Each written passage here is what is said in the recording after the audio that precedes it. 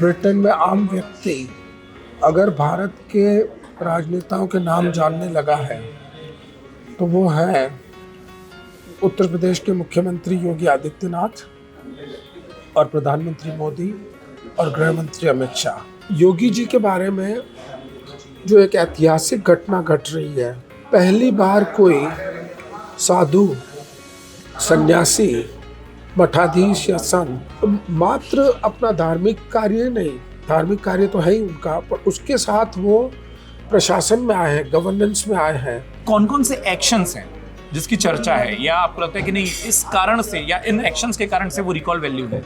एक बड़ा ही कड़ा संदेश गया है कि ये वो पहले वाला भारत नहीं है। आप अगर भारत में जो आतंकी है, जो आतंकवादी है, आप अगर भारत के साथ कोई हरकत करेंगे घिनौनी आम लोगों के साथ, तो आपको बख्शा नहीं जाएगा। नाम अभिमन्यु है लेकिन रहते ब्रिटेन में हैं। डुबकी गंगा, यमुना और सरस्वती के संगम में लगाई है और ऐसे ही संगम का वोट ब्रिटेन में पाते हैं। अभिमन्यु जो कि मध्य प्रदेश से जिनकी जड़ें जुड़ी हैं, राजस्थान में जन्म हुआ है, गुजरात में पढ़ाई की है और उत्तर प्रदेश का मोह लेकर हमारे बीच में मौजूद हैं। अभिमन्यु, अमर उजाला में बातचीत करने के लिए आपका बहुत बहुत शुक्रिया, अपना वक्त देने के लिए बहुत बहुत शुक्रिया कि आप हमारे साथ आए हैं। और अब अभिमन्यु से बातचीत का ये क्रम शुरू करते हैं जो हमको बताएंगे कि जब भारत आए तो इस बार कौन कौन सी यादें हैं जिनको लेकर बहुत जल्द ब्रिटेन जाने वाले हैं। आप चांसलर हैं और साथ ही साथ काउंसलर हैं, माफ कीजिएगा, और आप हल से आते हैं, यूनाइटेड किंगडम से। मतलब क्योंकि कई हमारे दर्शक ऐसे हो सकते हैं जो सोचे हल कहाँ, और यूनाइटेड किंगडम यानी ब्रिटेन, वो देश जिसने कभी भारत के ऊपर राज किया। आज एक तो वहां की सियासत में आप राज कर रहे हैं अभिमन्यु जी, और वहां से चलकर जब आप उस त्रिवेणी पर आते हैं, उस सनातन की एक भूमिका को निभाते हैं।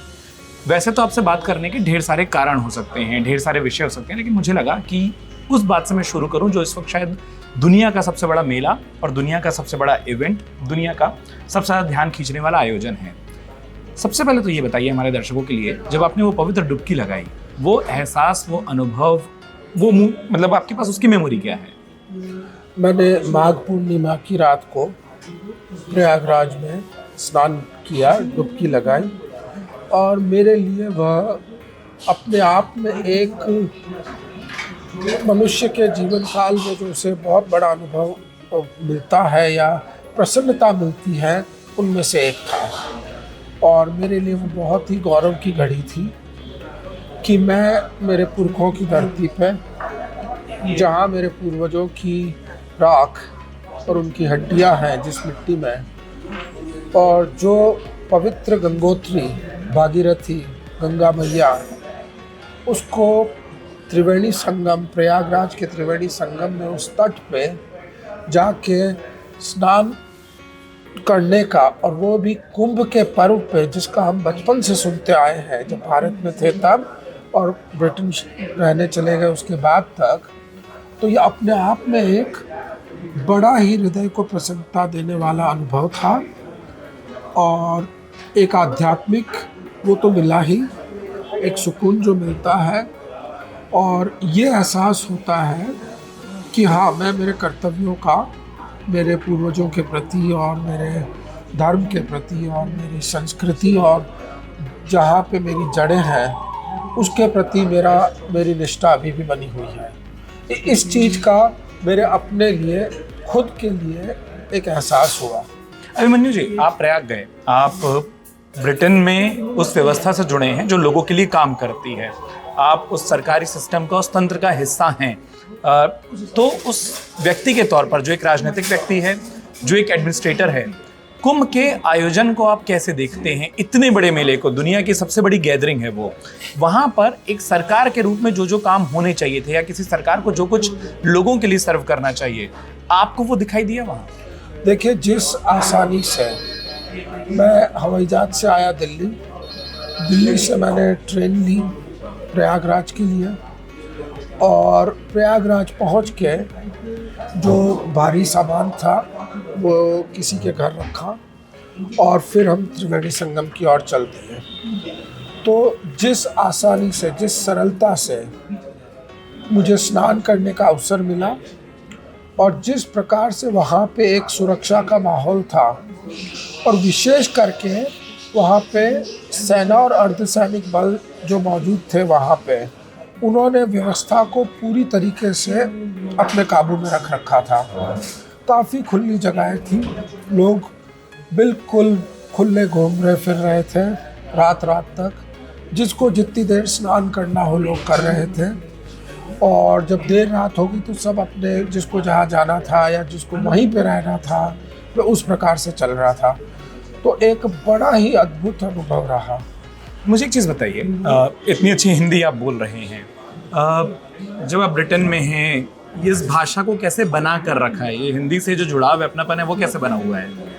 आपके अखबार का, आपके दैनिक पत्र का उसमें बहुत बड़ा योगदान है। अमर उजाला से हैं आप जी। पिछले 20 वर्षों से मैं अमर उजाला नियमित पढ़ता आया हूँ। थोड़ा सा हमारे दर्शकों के लिए अपने इंडियन कनेक्शन के बारे में बताइए कि भारत में आपका जुड़ाव, आपका बैकग्राउंड जो है वो कहाँ से है, किस तरीके से फिर आप ब्रिटेन तक पहुँचे, वो जर्नी थोड़ा सा अगर आप संक्षेप में बताएं। मेरा पैतृक गांव मध्य प्रदेश में है और मेरा जन्म राजस्थान में हुआ था और तीसरी कक्षा तक मेरी पढ़ाई राजस्थान में हुई थी। उसके बाद गुजरात, बड़ौदा, वहाँ पे एक बोर्डिंग स्कूल, छात्रावास, पब्लिक स्कूल, भारतीय विद्या भवन, उसमें मेरी 12वीं तक पढ़ाई हुई।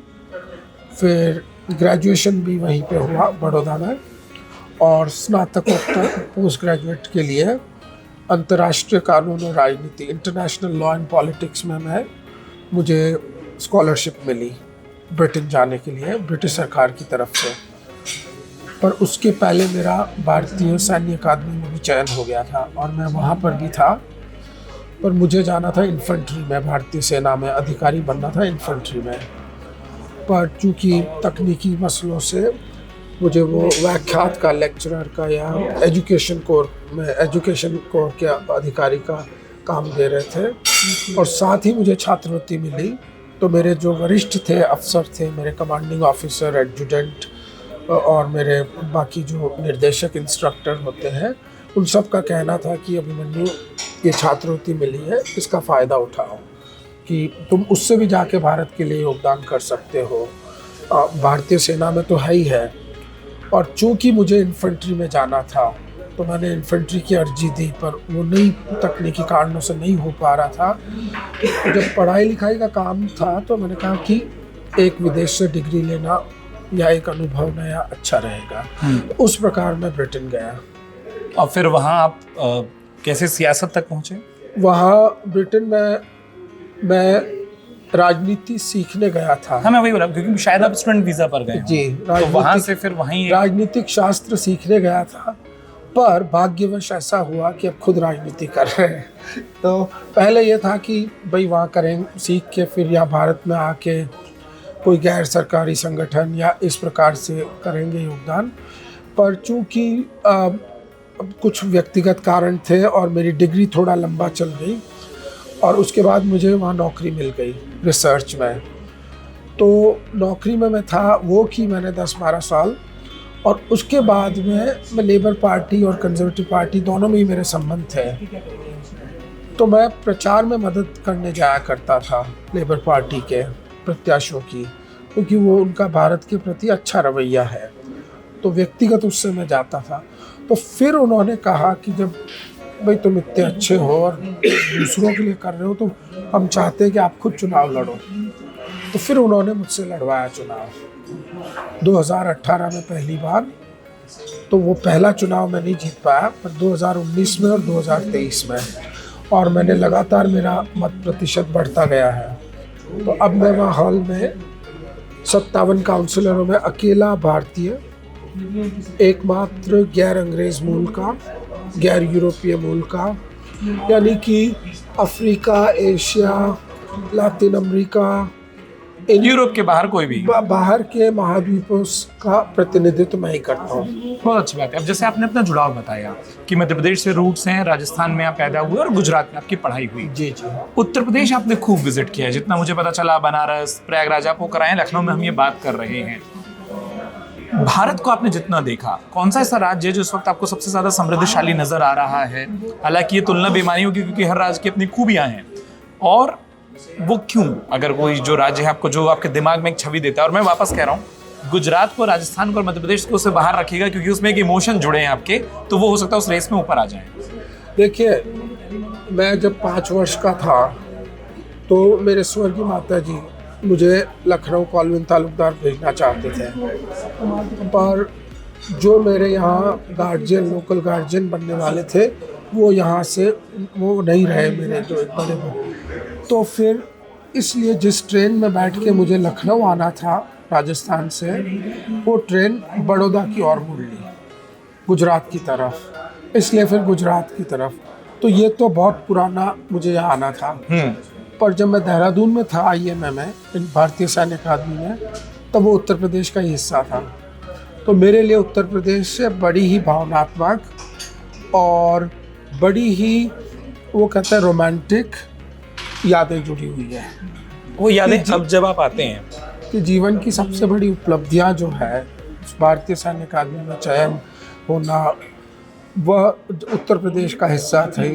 तो खत यूपी से आया था, तो उस तब विभाजन नहीं हुआ था, उत्तराखंड नहीं बना था, उत्तरांचल उत्तराखंड नहीं बना था। तो वह मेरे लिए बहुत ही वो है व्यक्तिगत रूप से। बिल्कुल। बाकी साहित्यिक रूप से और ऐतिहासिक रूप से उत्तर प्रदेश किसी पहचान का मोहताज नहीं है। जितने भी भारत के महत्वपूर्ण आंदोलन हैं वो यहाँ से शुरू हुए। उत्तर प्रदेश के बिना आप भारत नहीं चला सकते, ये स्पष्टता है जी। और यह भारत की राजनीतिक कर्मभूमि ही नहीं है, ये भारत का राजनीतिक गढ़ ही नहीं है उत्तर प्रदेश, ये सांस्कृतिक गढ़ भी है। कि जो भारत की सबसे 2 महत्वपूर्ण जो भाषाएं हैं, या हमारी राष्ट्रभाषा हिंदी, वो उत्तर प्रदेश की सर्वाधिक बोली जाती है, यहाँ की देन है। हिंदी यहाँ की देन है। और लखनऊ का जहाँ तक प्रश्न है, तो ये तो तमीज़, तहजीब, अदब उसका शहर है। संस्कृति का एक इसका अपना अलग ही आलम है कि यहाँ पे जो सम्मान और जो एक फॉर्मल, जो एक जिसे कहते हैं कि राजसी भाषा का प्रयोग जो लखनऊ और उत्तर प्रदेश में किया जाता है, जिसे किसी समय में यूरोप में आधिकारिक रूप से किया जाता था, पर अब काफ़ी अनौपचारिकता आ गई है, वैसे में आज भी ये अपना झंडा लहराए हुए है।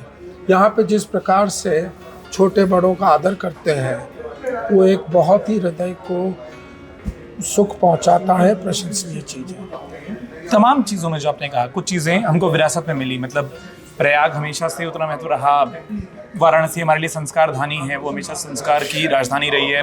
सनातन की हम राजधानी, उसको सनातन संस्कृति की राजधानी भी मानते हैं, प्रयागराज को भी मानते हैं, गंगा यमुना हमारे यहाँ हैं, ऐसी ढेर सारी पहचान है। लेकिन एक पहचान पिछले कुछ सालों में उत्तर प्रदेश की बदली है।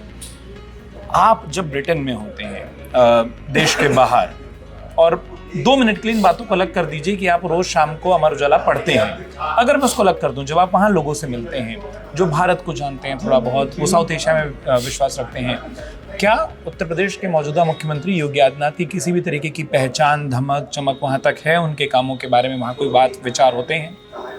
डेफिनेटली पहली बार पिछले 20-25 वर्षों में ब्रिटेन में आम व्यक्ति अगर भारत के राजनेताओं के नाम जानने लगा है, तो वो है उत्तर प्रदेश के मुख्यमंत्री योगी आदित्यनाथ और प्रधानमंत्री मोदी और गृह मंत्री अमित शाह। ऐतिहासिक रूप से महात्मा गांधी, पंडित जी और नेहरू गांधी परिवार से जुड़े हुए, वो जो गांधी सरनेम है, उसके रूप में लोग भारत के राजनेताओं को जानते थे। अब जैसे नेताजी सुभाष के बारे में आम अंग्रेज को नहीं पता है। अभी हमारे एक बड़े महत्वपूर्ण नेता हैं लेबर पार्टी के, वो एंडी बर्नम, ग्रेटर मैनचेस्टर के मेयर हैं। वो फिट्स विलियम कॉलेज कैम्ब्रिज के स्नातक हैं और नेताजी सुभाष भी वहीं के स्नातक थे, पर उन्हें नहीं पता था। पर उनसे आप पूछिए महात्मा गांधी के बारे में, ये सब पता होगा। हमारे हल शहर में महात्मा गांधी की प्रतिमा है और एक सड़क का नाम रखा गया है। मैं हमेशा चुनाव में पर्चा भरने के पहले प्रतिमा को नमन करके जाता हूँ। तो वर्तमान में जो भारत का नेतृत्व है उसे ब्रिटेन में आम व्यक्ति जानना शुरू हो गया है। लोगों को और योगी जी के बारे में जो एक ऐतिहासिक घटना घट रही है जिसे अभी हाईलाइट नहीं किया गया पर होगा, वो तथ्य है कि वो यूरोप हो, पश्चिमी सभ्यता हो या पूर्व हो, पहली बार कोई साधु, सन्यासी, मठाधीश या संत, एक धार्मिक है जिसे अंग्रेजी में कहते हैं कि head of an order, religious order की गोरखनाथ पीठ, उसके मुखिया, उसके हाई प्रीस्ट मात्र अपना धार्मिक कार्य नहीं, धार्मिक कार्य तो है ही उनका, पर उसके साथ वो प्रशासन में आए हैं, गवर्नेंस में आए हैं और लोकतांत्रिक तरीके से आए हैं। इसके पहले रोम से पोप की सत्ता चलती थी। कई पोप हुए हैं जो बड़े शक्तिशाली हुए हैं, कई हुए हैं जिनका सम्राटों से, नेपोलियन से थोड़ा बहुत वो हुआ है, हेनरी VIII ब्रिटेन के, परंतु कोई भी डायरेक्ट, कोई भी सीधा प्रशासन की और राज्य की सर्वोच्च सत्ता पर नहीं चला पाया है कोई भी रिलीजियस वो, तो कोई भी साधु या सन्यासी नहीं कर पाया है। यह अपने आप में एक बड़ी महत्वपूर्ण घटना है। अगर मैं इसी में एक सप्लीमेंट्री क्वेश्चन जोड़ूं, फिर मैं इस विषय से दूसरे विषय पर जाना चाहूँगा, वो ये कि कौन से ऐसी चीज़ें हैं या कौन सा ऐसा काम है जो एक रिकॉल वैल्यू क्रिएट करता है यूरोप में। मतलब एडमिनिस्ट्रेटर के तौर पर आप कई सारे काम करते हैं, जब हम प्रधानमंत्री नरेंद्र मोदी के कामों को देखते हैं तो एक फेरिस्त दिखती है। तो अगर मैं इसी तरीके से कहूँ कि कौन कौन से एक्शंस हैं जिसकी चर्चा है, या आपको लगता है कि नहीं इस कारण से या इन एक्शंस के कारण से वो रिकॉल वैल्यू है?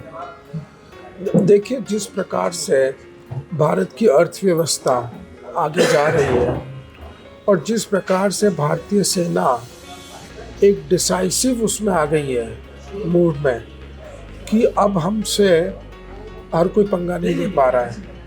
पहले हम सॉफ्ट टारगेट थे, आज भी आतंकी घटनाएं घट रही हैं, पर एक बड़ा स्टॉप गैप, एक बड़ा ही कड़ा संदेश गया है कि ये वो पहले वाला भारत नहीं है। आप अगर भारत में जो आतंकी हैं, जो आतंकवादी हैं, आप अगर भारत के साथ कोई हरकत करेंगे घिनौनी आम लोगों के साथ, तो आपको बख्शा नहीं जाएगा। ये एक बहुत अच्छी छवि भारत की उभरी है कि India is now a serious player.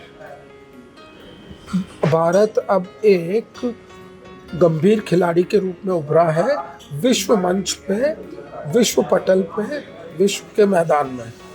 अब इसी से जुड़ा जो मैं आखिरी सवाल जो था, मैं विषयांतर होना चाहता, लेकिन अब आपने उसको कनेक्ट कर दिया, आपने कनेक्ट दे दिया है। वो ये कि इस वक्त दुनिया में और पूरी दुनिया में मैं कहूँ, आप भी उस दुनिया की किताबों को पढ़ने ही गए थे।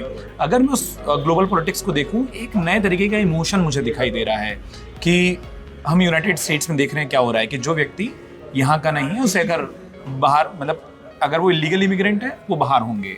ब्रिटेन में आप लोगों ने ब्रेक्सिट देखा और ये इमोशन देखे कि नहीं।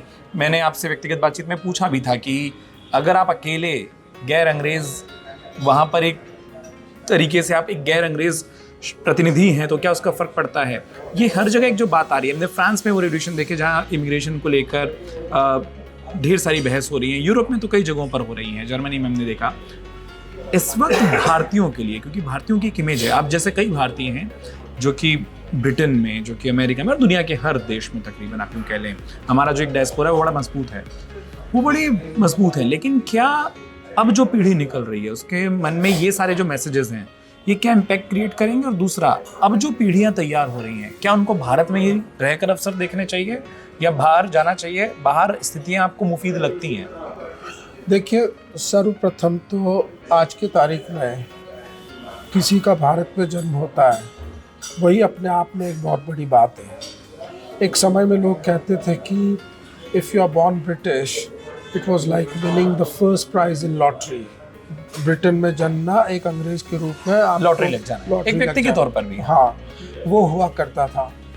पर आज जो भारत का कद बढ़ चुका है, उस लिहाज से, उस दृष्टि से हमें विश्व समुदाय अब पूरा अलग रूप में देखता है। तो जहाँ रंग भेद की भी बात आती है तो है ये पूरे जग में फैला हुआ, ये ऐसा नहीं होना चाहिए पर दुर्भाग्यवश है।